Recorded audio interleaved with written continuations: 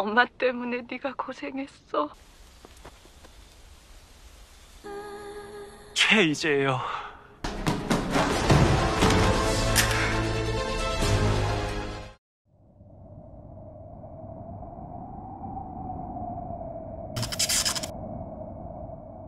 Cerita ini dimulai dengan diperlihatkannya kilas balik kehidupan dari seorang pria bernama Choi Ji 7 tahun yang lalu. Choi Ji, atau kita sebut kedepannya itu Choi aja lah ya. Ia adalah seorang anak kuliah semester akhir yang tengah mencari pekerjaan.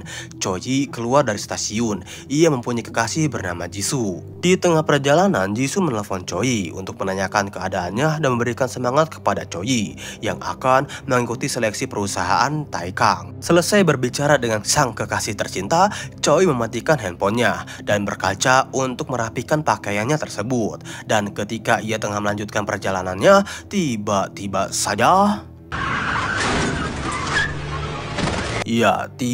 saja seseorang lari menabraknya untuk pergi ke tengah jalan.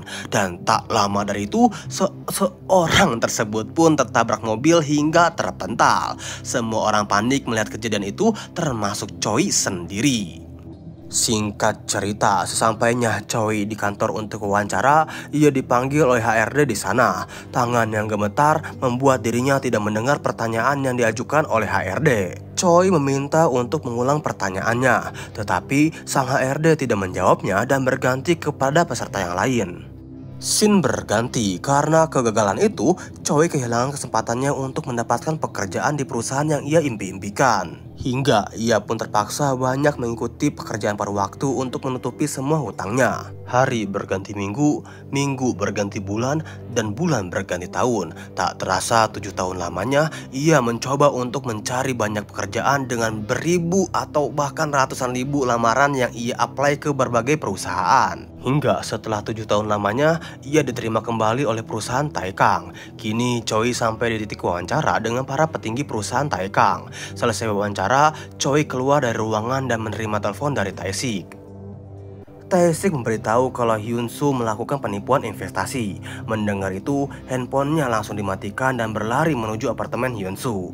Suasana bahagia pun seketika berubah menjadi kesal bercampur sedih. Choi mengetuk pintu untuk dibukakan oleh Hyun-soo. Karena tidak ada jawaban dari Hyun-soo, ia pun membawa apar di sebelahnya untuk mendobrak pintu tersebut. Tapi sayangnya tetap gagal. Akhirnya Choi pergi ke kantor polisi, meminta Hyun-soo ditangkap. Polisi menolaknya karena patuh untuk mengikuti aturan hukum negara. Choi sangat marah, selain karena sudah kehilangan semua uangnya, proses hukum pun ditolak. Ia pergi dari kantor polisi dan berjalan menuju rumah Jisoo. Dan di situ dirinya melihat seorang pria menaiki mobil putih datang dan memberikan bunga kepada Jisoo. Kejadian itu membuat perasaan Choi benar-benar hancur dan seketika langsung memutuskan Jisoo setelah mereka berbincang.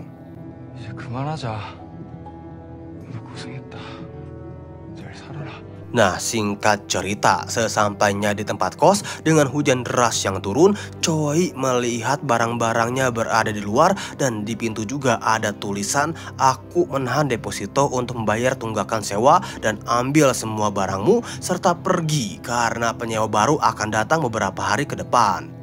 Dengan hujan yang deras, Choi menyelamatkan semua barang-barangnya.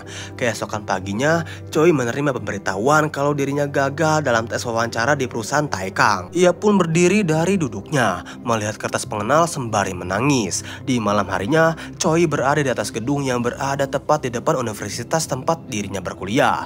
Videotron itu tertulis Universitas Kyohak nomor 1 untuk penerimaan kerja. Ia pun berdiri di atas tepian dan menyampaikan pesan-pesan terakhirnya.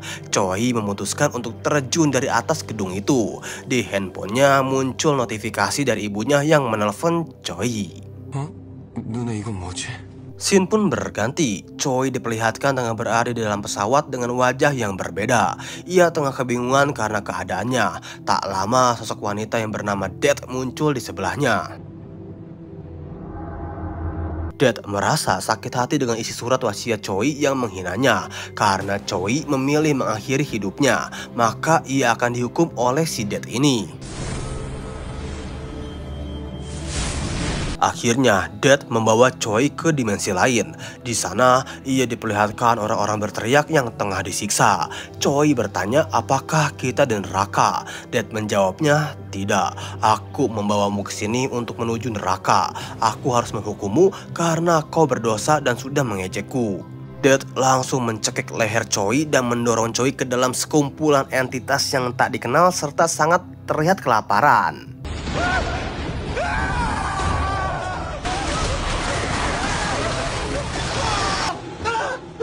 Setelah menunjukkan dimensi lain, Choi nampak ketakutan. Nah, di dalam pesawat, ia bertanya kepada Dad, lalu hukuman apa ini? Dad pun menjawab, Tuhan memberikan manusia anugerah dengan hak istimewa. Di sini, Dad akan memberi hukuman kepada Choi, yaitu mati sebanyak 12 kali dengan jiwanya yang akan memasuki tubuh 12 orang yang tengah sakratul maut. Nah, jika ia berhasil menghindari kematian yang dihadapi salah satu tubuhnya, maka Choi akan diberikan hadiah yaitu terus hidup di tubuh tersebut. Mendengar itu, ia tidak mau dan memilih untuk mati. Sayangnya, Dad menolak permintaannya dan pergi meninggalkan Choi. Dan tak lama dari itu, pesawat tiba-tiba saja berguncang hebat karena cuaca hujan, badai, dan berpetir.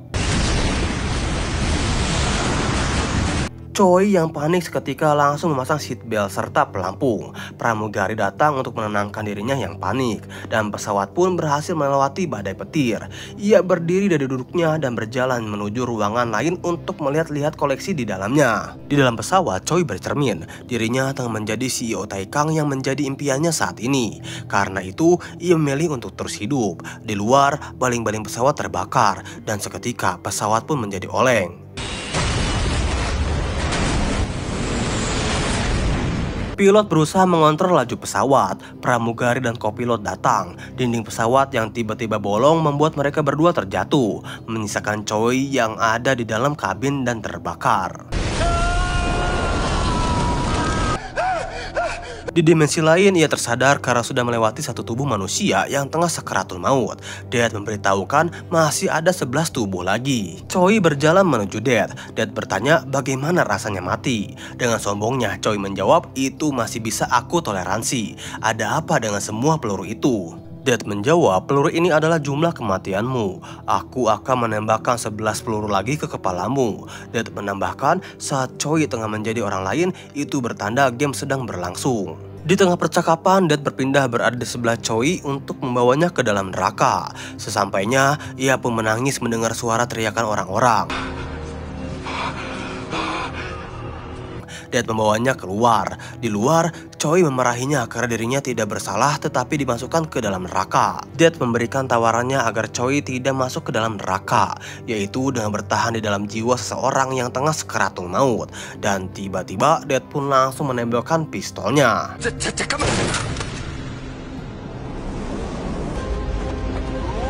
Di tubuh yang kedua ini, Choi berada dalam jiwa milik seseorang bernama Song Jae-sup, atau kita sebut saja Jae-sup lah ya, yaitu pemuda yang gemar olahraga ekstrim. Suatu ketika ia tengah terjun dari ketinggian 8.000 meter tanpa parasut untuk mendarat di jaring yang sudah disediakan. Semua acara meliputnya dan sponsor akan memberikan hadiah 3 miliar membuat dirinya tergiur. Tapi sayangnya pendaratan itu gagal dan membuat dirinya seketika masuk isekai atau meninggoy atau ya pindah dunia lah.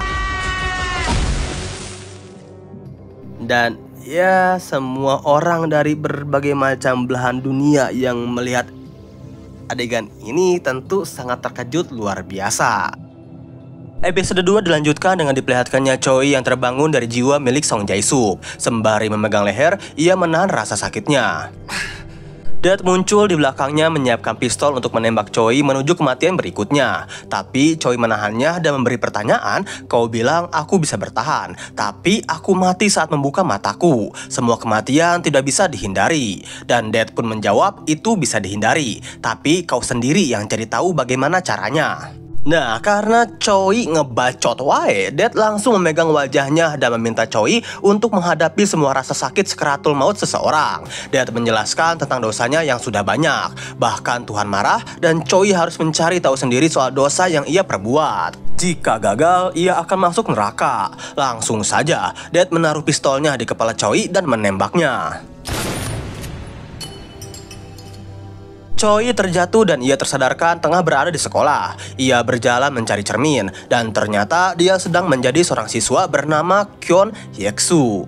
Kita diperlihatkan alur kehidupan dari Kwon Hyuk-soo. Ia seorang anak yang sudah ditinggal pergi oleh ayahnya sejak umur 5 tahun. Melihat sang ibu banting tulang, membawa Kwon Hyuk-soo mempunyai keinginan giat belajar. Tapi ia sangat membenci sekolah, karena di sekolah ia selalu dibully dan dipalak. Sekolah seperti neraka, semua teman wajahnya berubah menjadi monster. Suatu hari ia tengah dibully oleh Jin Sang, memberi ancaman kepada temannya, "Jika kau merundungku, aku akan melompat dari lantai atas. Aku serius." Mendengar itu, temannya menampar dan mencekiknya sembari mengatakan, "Dasar bodoh, kalau kau mati semua orang tidak peduli. Sebaiknya kau bawakan susuku dulu atau aku sendirilah yang akan menghabisimu sampai mati." Dengan kejadian itu, ia memutuskan untuk mengakhiri hidupnya dan naik ke atap. Tetapi ia mengurungkan niatnya dan melawan teman-teman yang membulinya. Hingga suatu hari di kantin, Jin Sang mendorong kepala Kwon Hyuk-soo yang tengah makan. Karena kesal, ia memanggil Jin Sang dan menyirami ramen ke badannya. Jin Sang berteriak di kantin dan menyuruh Tae Seok untuk menangkapnya. Tapi Tae Seok menolaknya. Ia pun ditertawakan oleh teman-temannya di kantin. Karena malu, Jin Sang pergi dari kantin hingga sepulang sekolah. Jin Sang mengadu kepada Song Hyop untuk memberikan balas dendam kepada Kwon Hyuk-soo. Song Hyop setuju. Mereka semua pergi ke sekolah mencari Kwon Hyuk-soo. Melihat Kwon Hyuk-soo yang culun, Song Hyop tidak jadi menyerangnya dan memarahi Jin Sang. Song Hyop pun mengakhiri hubungan pertemanan mereka. Semua temannya di kelas menjauhi Jin Sang. Malam harinya, Kwon Hyuk-soo yang tengah berolahraga didatangi oleh Jin Sang. Mereka berdebat hingga Kwon Hyuk-soo pergi meninggalkannya. Di perjalanan, ia tidak melihat ada truk yang melaju. Hampir saja dirinya tertabrak. Setelah truk pergi, di belakang Jin Sang memanggilnya dan memukulnya menggunakan batu bata hingga Kwon Hyuk-soo terjatuh sembari berlumuran darah di wajahnya.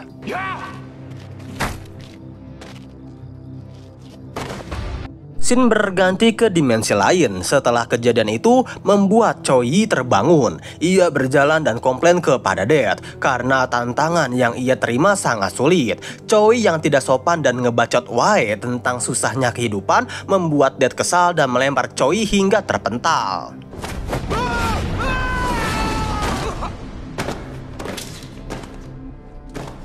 Dad pun menginjak kakinya ke atas muka Choi, sembari berkata, "Jika kau lupa sopan santun lagi, aku akan menghancurkan wajahmu." Choi meminta untuk dipindahkan ke tubuh manusia yang tidak ada tantangan hidup, tapi Dad menolak dan mengeluarkan pistolnya serta menembakkan ke kepala Choi. Kini kita diperlihatkan Choi tengah menjadi Lee Joo-hun yang tengah ditahan. Kepalanya disiram air. Ia diberikan pertanyaan. Karena tidak menjawabnya, eksekusi akan dilakukan. Hingga sang bos mengeluarkan palu besar. Tak lama benda kecil bercahaya datang, membawa kita menuju cerita Lee Joo-hun. Ia sudah mencuri uang 10 miliar milik bosnya dan kabur. Tetapi ia terciduk oleh sang bos. Selesainya dari ceritanya, di dalam ruangan Lee Joo-hun menendang sang bos, lalu melawan semua orang. Perkelahian sengit terus berjalan, hingga dirinya selesai menghabisi mereka semua. Choi yang terjebak di dalam tubuh Lee Joo-hun akhirnya pergi untuk mencari uang 10 miliar yang hilang. Dengan motornya, ia keluar dari dalam truk, mengendarainya secara ugal-ugalan melawan arus. Sang bos tersadar menghubungi polisi untuk mencari Lee Joo-hun. Lee Joo-hun nekat memasuki tol. Mobil polisi sudah membuntutinya. Mobil polisi tertabrak truk yang terguling, tetapi Lee Joo-hun dapat melewatinya. Dead Game episode 3. Dirinya masih terlibat kejar-kejaran. Lee Joo-hun melihat jalannya terblokir. Ia pun akhirnya mencari jalan lain sampai-sampai masuk ke dalam mall. Pelariannya sempat terhenti karena sudah terkepung. Melihat pintu lift terbuka, langsung saja dirinya masuk ke dalam. Sesampainya di rooftop, para preman dan sang bos mengepungnya. Sang bos mengancam dengan pistol. Lee Joo-hun akhirnya pergi melompati gedung dengan menggunakan motornya hingga terjebur ke dalam kolam renang. Singkat cerita, Lee Joo-hun menaiki motor mendatangi Kim Eun-jae. Kim Eun-jae menanyakan keberadaan uang 10 miliar. Lee Ho-jun memberitahunya, dan tak lama Kim Eun-jae menodongkan pistol dan menembaknya.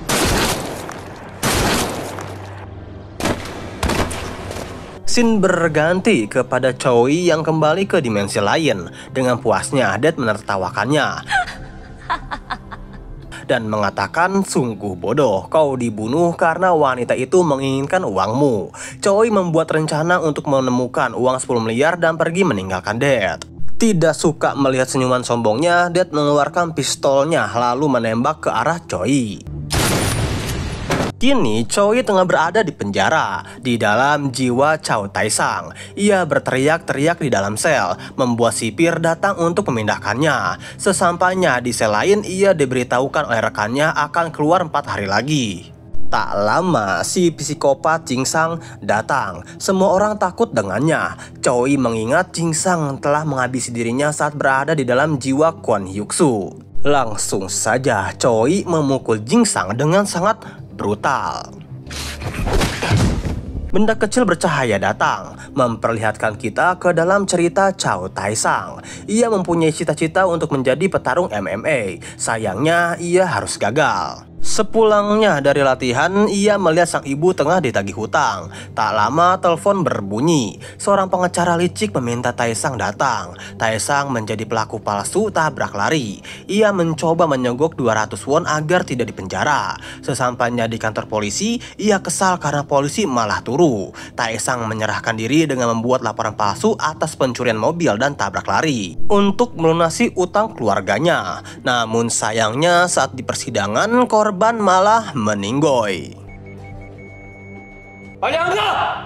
Scene pun diperlihatkan sipir yang tengah melerai keributan antara Tai-sang dan juga Jing Sang. Mereka semua kembali ke posisinya masing-masing. Mereka berdua saling bertatapan. Tai-sang meminta Jin-woo untuk berjaga dan memberitahu jika penjaga akan datang.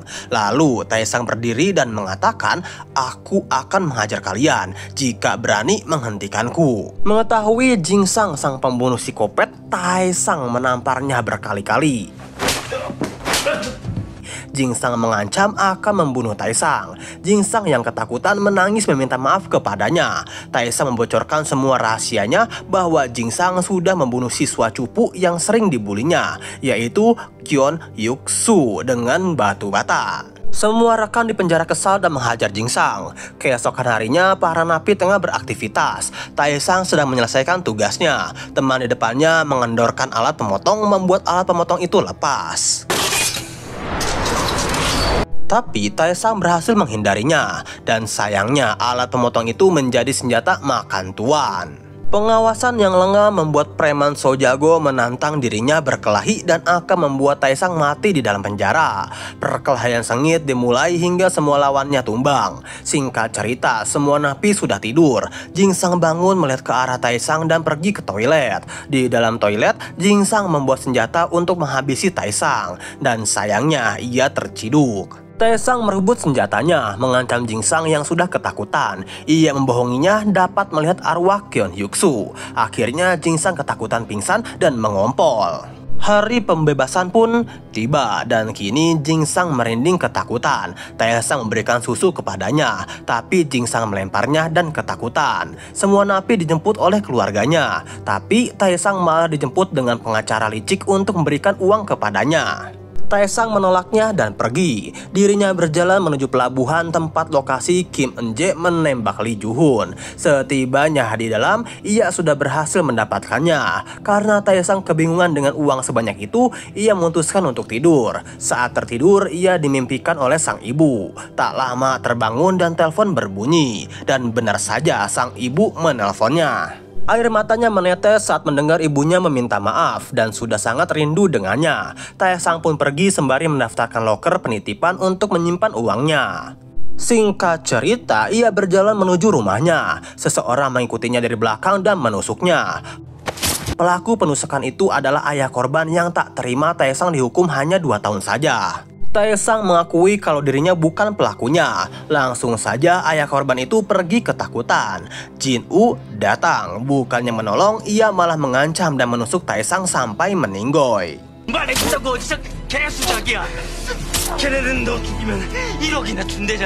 Scene berganti memperlihatkan Choi yang terbangun di dimensi lain.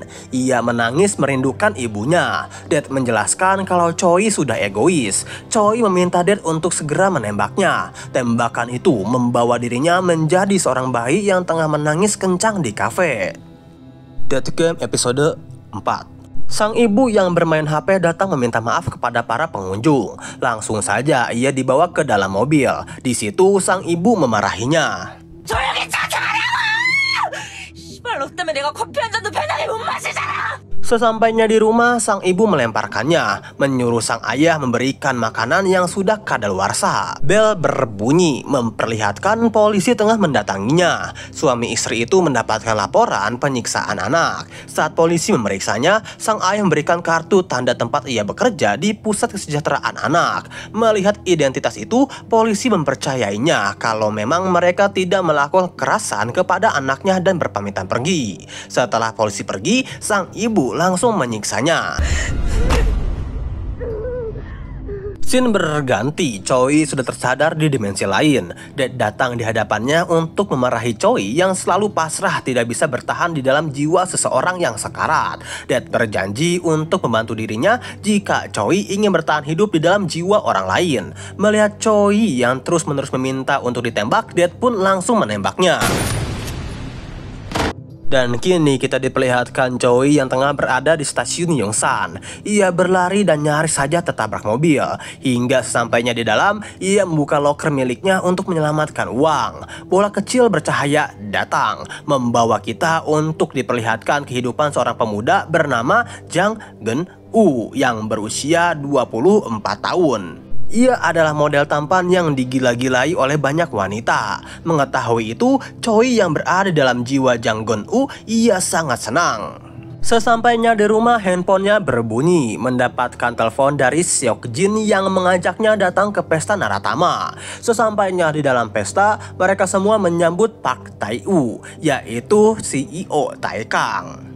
Suara bersorak terdengar. Seok Jin memperkenalkan Jang Geun-woo kepada Park Tae-woo. Tapi melihat Jang Geun-woo sudah terlalu mabuk, ia meninggalkannya. Jang Geun-woo sangat mabuk sampai tertidur. Keesokan harinya, ia terbangun di kamarnya. Dan sang kakak datang, memintanya bersiap untuk menjaga kafe. Setibanya di kafe, Jang Geun-woo tengah mengelap mejanya. Pelanggan tiba dan ternyata pelanggan itu adalah mantan pacar dirinya.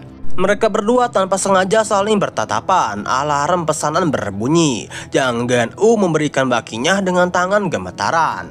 Keesokan harinya, Jisoo mendatangi kafe kembali dan memesan teh sitrun. Segera Jang Geun-woo membuatkannya, lalu mengantarkan ke mejanya. Jisoo diberikan bonus kue gratis olehnya. Jang Geun-woo mengajak Jisoo berbincang-bincang tentang novelnya. Dan kebetulan ia mempunyai ide untuk karya tulis Jisoo tentang kematian. Ide itu berasal dari Choi yang mengalami hukuman. Sampai-sampai Jang Geun-woo terbawa suasana. 너무하긴 하네요. 그쵸? 와, 진짜. Dan tak disangka, Jisoo menyukai ide itu untuk mengembangkan menjadi karyanya. Jang Geun-woo meminta tanda tangan di bukunya. Dan ia salvok dengan pulpen yang digunakan oleh Jisoo. Semenjak hari itu, setiap Jisoo mengunjungi kafe, ia selalu berbincang dengannya untuk membahas novel kematian. Hingga larut malam tiba dan Jisoo berpamitan untuk pulang. Hujan tiba-tiba saja datang. Jang Geun-woo mengejarnya untuk memberikan payung. Sekembalinya ke kafe, tak sengaja pengunjung memecahkan gelas. Jang Geun-woo membereskannya. Terlihat sirine berdatangan dan seorang wanita mengatakan, kasihan sekali wanita itu. Kuharap tidak meninggal karena kecelakaan. Wanita itu sering mendatangi kafe ini. Mendengar perkataan itu, Jang Geun-woo langsung pergi mencari Jisoo. Sesampainya di tempat kejadian, ia emosi dan mengira kecelakaan terjadi pada Jisoo.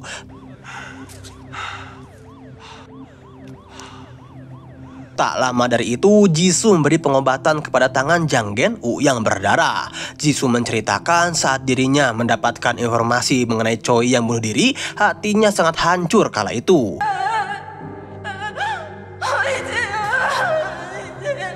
Air matanya mengalir dan Jisoo berpamitan pulang. Jisoo memberitahu kalau besok dirinya tidak bisa mendatangi kafe ini.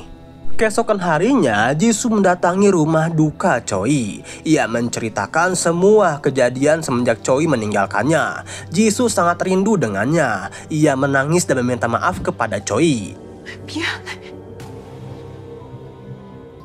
Dari kejauhan, Jang Gen-u melihatnya dan sang ibu pun datang untuk membersihkan lemari berisi peninggalan Choi. Sang ibu pergi ke toilet menangisi Choi. Mengetahui itu, ia pergi keluar sembari menangis dan mengatakan, maafkan aku, ibu.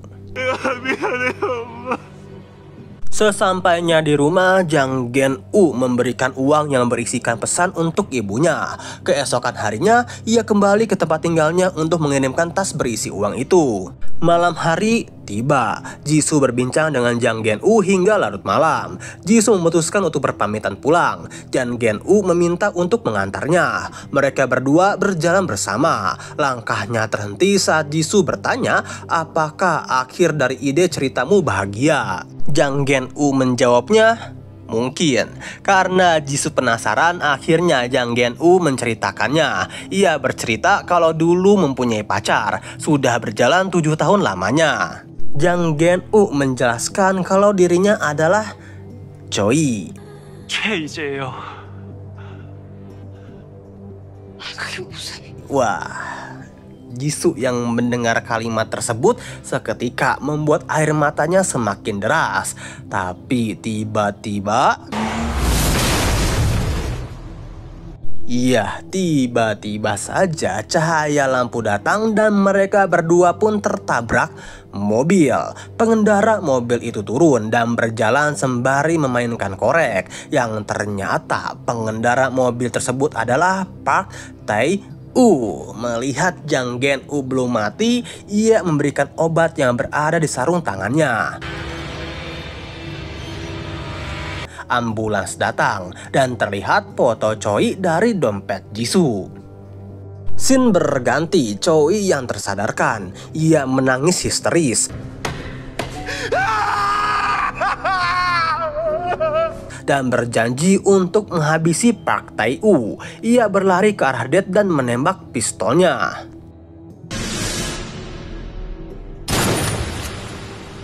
Lalu episode 1 sampai ke 4 pun tamat.